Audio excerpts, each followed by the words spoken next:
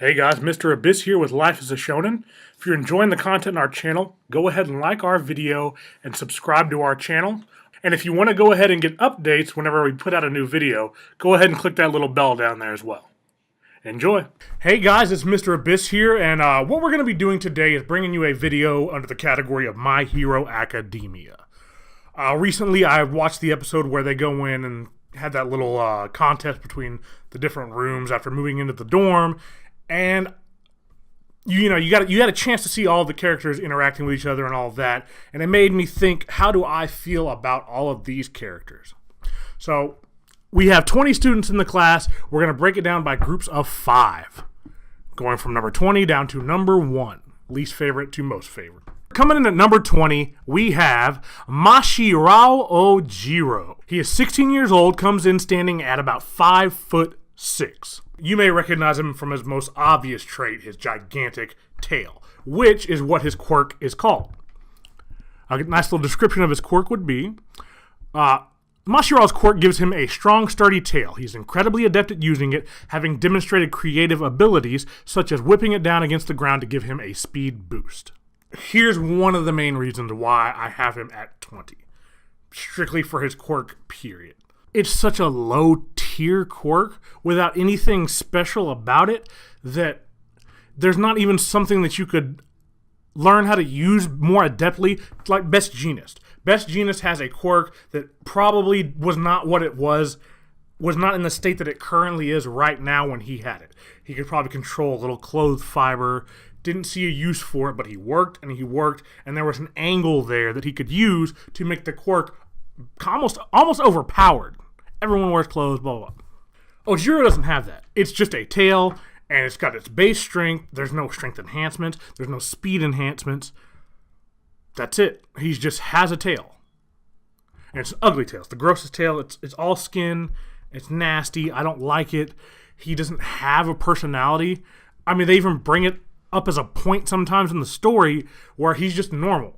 And he doesn't get angry, and he's not sad, and he doesn't have emotions. He's just a normal guy.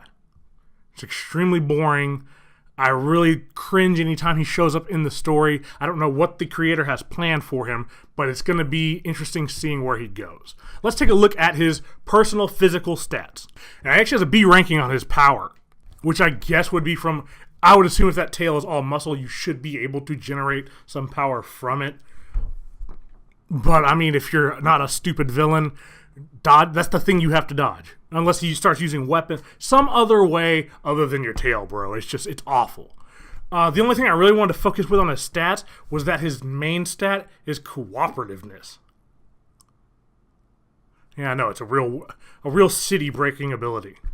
Going on to number 19. At number 19, we actually have our first plot-relevant character. He's only not number 20 because Ojiro is just so useless and nothing.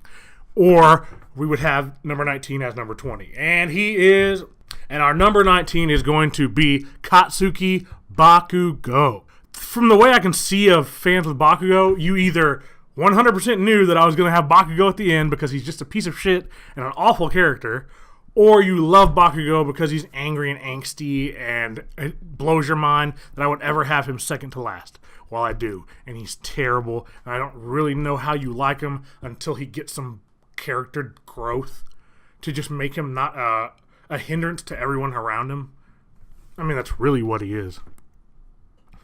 But giving Bakugo's physical stats, he is 16 years old, coming in at 5'7", about the same height as Ojiro.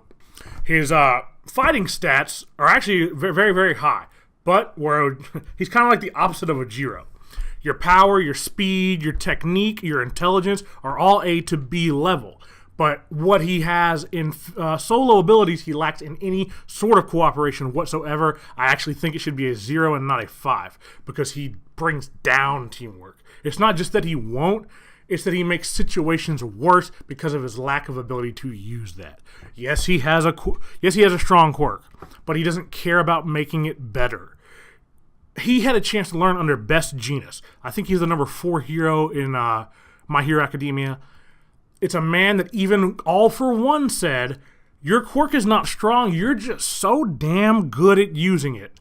and you found so many ways to make it better that you're a strong fighter.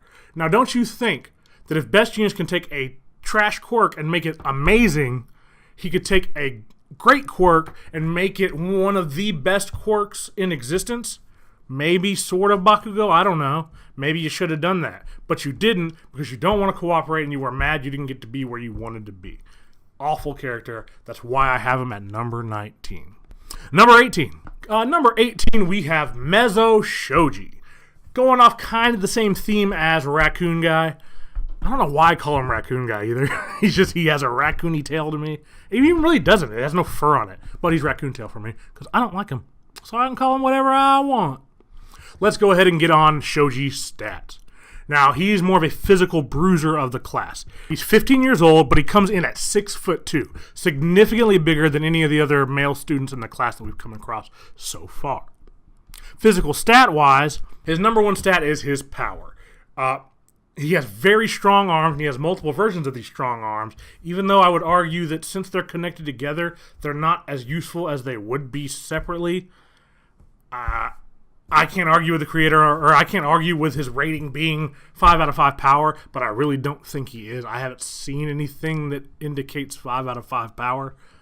But other than that, his stats are pretty level.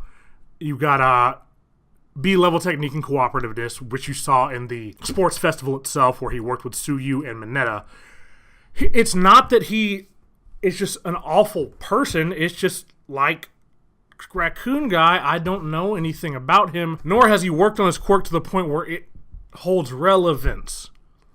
You're going to notice that with a lot of these first 5. Relevance matters to me. I don't like someone there just for the sake of being. But the way this author works, I'm sure that these characters will be going through their own gauntlet of character growth and will eventually be made to be something. Hopefully it's not like Naruto. Coming in at number 17, we have the Invisible Girl, Toru Hagakure. Literally, she's an invisible... I'm not even talking about her quirk. I'm talking about her in the story itself.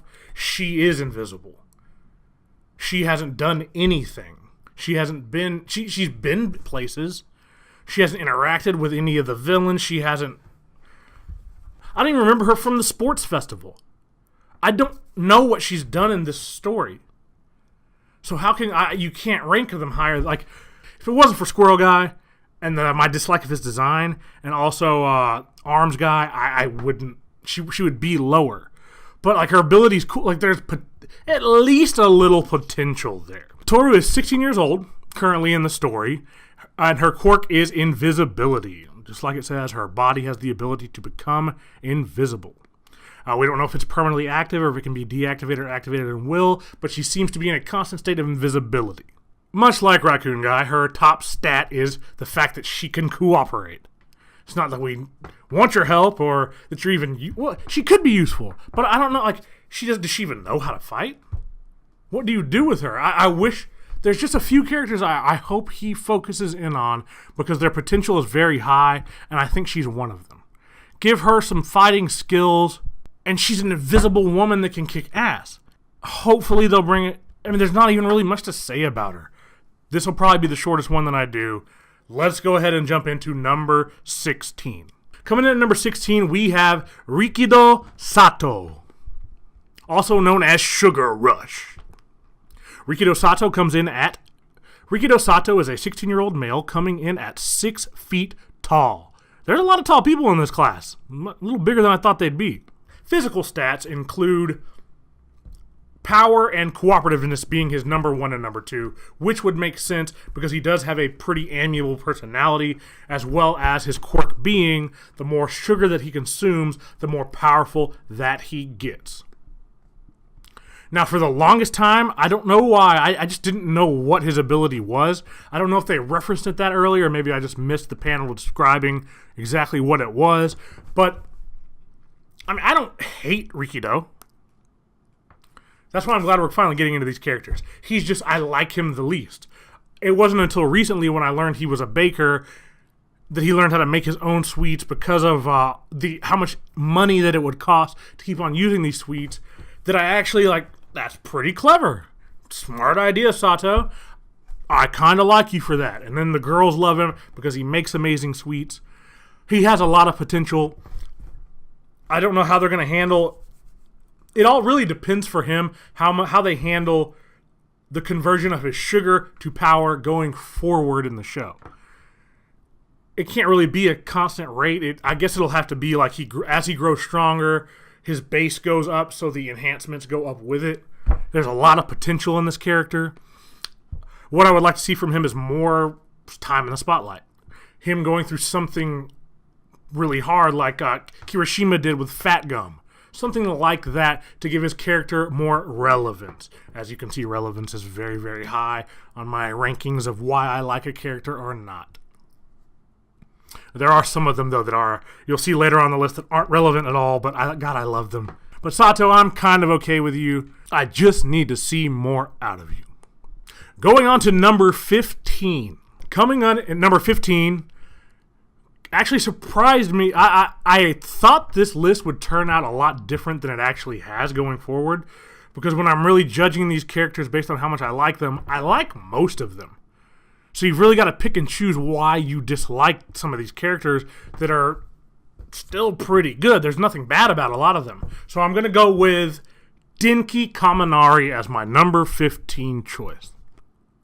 Denki Kaminari is a 16-year-old male coming in at 5'6". His main physical stats come in at cooperativeness and technique, which I also disagree with there, because very obviously throughout the series you've seen his technique is non-existent. It's either slightly use a little electricity or indiscriminate shot. I wouldn't call that technique. I would actually rank technique really low on there. His intelligence is ranked the lowest, which it should be. His ranking here is based on the fact that he has not utilized his potential in any way, shape, or form. He's kind of the slacker that just wants to be cool in the class. He has such an overpowered quirk, and he knows that, so he's not putting any effort forth to become better at using it. He's kind of like Bakugo in that regard. They got badass quirks, so there's no reason to make them more badass. They're already badass. His redeeming quality for me is the negative side of his quirk. Well, his redeeming quality is the fact that it's a lightning quirk that could be so much better than it is. It's Inaru from One Piece. You're him, other than being intangible lightning, but you could do the same things, but you don't because you're being an asshole. Probably because you're friends with Bakugo. You should stop hanging out with him. Be like Kirishima. Kirishima went off and did his own shit. He's doing good. But the only positive that I give him, other than his potential with the lightning, I love the negative effect of his quirk. It's hilarious to me. Where he overcharges everything so much. Comedic value and potential have what has kept you from being like one of the last three Kaminari. Hopefully, there are a lot of rumors going around that Kaminari might be the traitor to the class. It's either one of the teachers or one of the students. If you pull something like that and he actually turned out to be a badass, he jumps way high up on my list. So, as we go forward, you'll see, like I said earlier, I don't hate anyone going forward. I love them all. It's just who do I love more or less. But that's it for the bottom 5. Give me a day or two and I'll probably be releasing the next 5 in the series. I hope y'all enjoyed it. I kind of had to figure out the format of it as we were going through it. I'm not really good at planning the things like that. So next time it'll be a little more refined, and then so on and so on going forth. Hope y'all had a good time, because I know I did. See you later.